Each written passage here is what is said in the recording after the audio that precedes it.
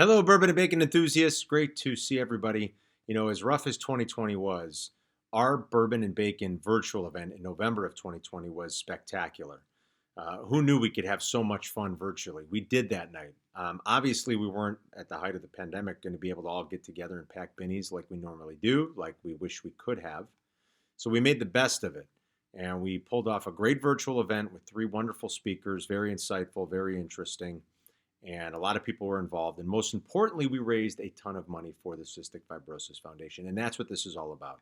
The event would not have happened without all the hard work and the great effort, as always, by the fine folks at the CF Foundation here in Chicago, by everybody on our wonderful committee, and it would not happen without your generous support. And again, continued thanks for always being there for us, for supporting us, not just this event, but all the events that the CF Foundation puts on throughout the course of the year and all the different fundraising that maybe you do.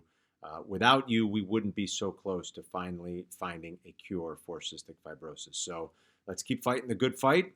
Remember the mission, and thanks for joining us in it.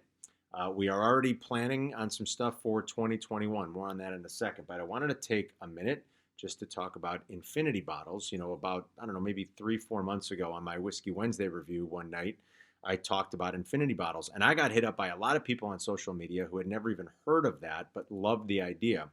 So I started this one about a year ago. It was as we were entering the pandemic, spring of 2020. And I don't know if you ever go through your house and you start cleaning up some of the old bottles that you have and you realize, man, I got a lot of bottles in here with just this little bit left. What to do with it? Don't waste it. Don't just dump it down the drain. Don't even say, well, I'll just make one quick old fashioned and that'll be gone. Start an infinity bottle. I use this decanter. I have another one that's even older, filled with whiskey. You can use an old bourbon bottle if you like, but it's always a nice presentation in one of your fancy decanters. And the idea here is you never want it to go out, hence infinity bottle. So when you get down to that last ounce or two, pour it in, swirl it around, see what comes out. You'd be surprised at how good these can taste. And what I do is I keep a list of everything that's in here. So like I said, this started with a few different bourbons I poured in on April 4th of 2020.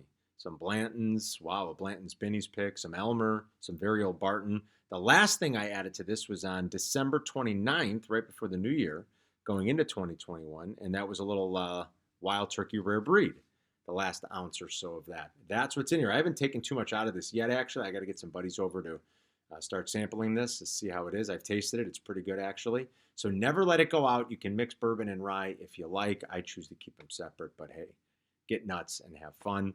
And remember to continue to follow along on my social media accounts and the foundation social media accounts, and be on the lookout for news and info about what we're going to do for Bourbon and Bacon 2021. There will be another event. Maybe we can all be back together again. It's a little early to know, but we're already starting to think about things and come up with ideas and flesh some stuff out. So it will happen. If it's virtual, if it's hybrid, if we're together, we don't know, but stay tuned because details will be coming your way, and we want everybody to be a part of it again. Thanks for all the support, as I mentioned, and we'll see you in 2021 later this fall for another Bourbon and Bacon. Cheers.